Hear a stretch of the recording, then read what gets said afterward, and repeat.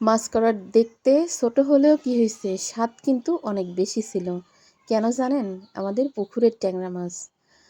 তো পুকুরে অনেক ট্যাংরা মাছ ছাড়া হয়েছিল, কিন্তু ওই যে বড় পাতারি মাছ ছিল, পাতারি মাছে ওই ট্যাংরা মাছ হচ্ছে সব খেয়ে ফেলিছে। এই জন্য যা ছিল কালকে যে জেলে দিয়ে যে আলু টানা হয়েছে, যা হয়েছে তাই আর কি রান্না করেছি।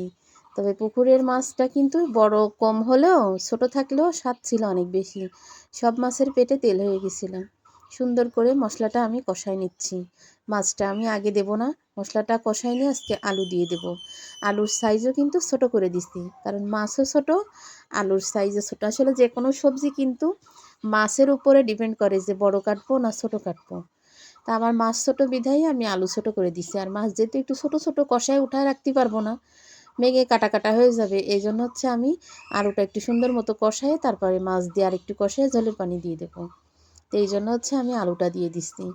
আসলে জ্যান্ত মাছ রান্না যে মাছই আনা হয়, মনে করি কি যে সদ্য সদ্য রান্না করব, তো কয় মাছ খাবো বলেন?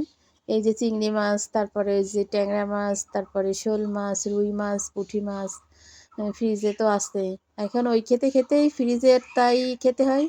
মাঝখানে রান্না চড়াই দিয়ে ছোটো ছেলেরে ডিম ভেজে দিলাম, ও খেয়ে চলে গেল স্কুলে। আর হচ্ছে এই যে আমার আলুটা কিন্তু কষানো হয়ে গেছে, এত সুন্দর ঘ্রাণ বেরোচ্ছে।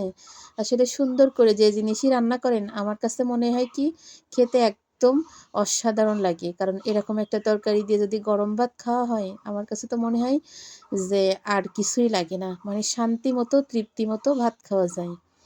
এই যে আমি সুন্দর করে দেখেন একদম খয়েরি কালার হয়ে গেছে, কিন্তু আলু কষাতে কষাতে একদম মশলাটাও কিন্তু আবার কষানো হয়ে গেছে। এবার আমি মাছগুলা দিয়ে দিলাম, দিয়ে আর একটু কষে ঝোলের পানি দিয়ে দেব। দিয়ে গামাখা গামাখা ঝোল রেখে নামিয়ে ফেলবো। সেটা তো দেখতেই পারলেন, প্রথমে ওই যে গামলায় রেখে দিচ্ছি, ওইটাই হচ্ছে শেষ রান্না। রান্না শেষ, নামিয়ে ফেলছি।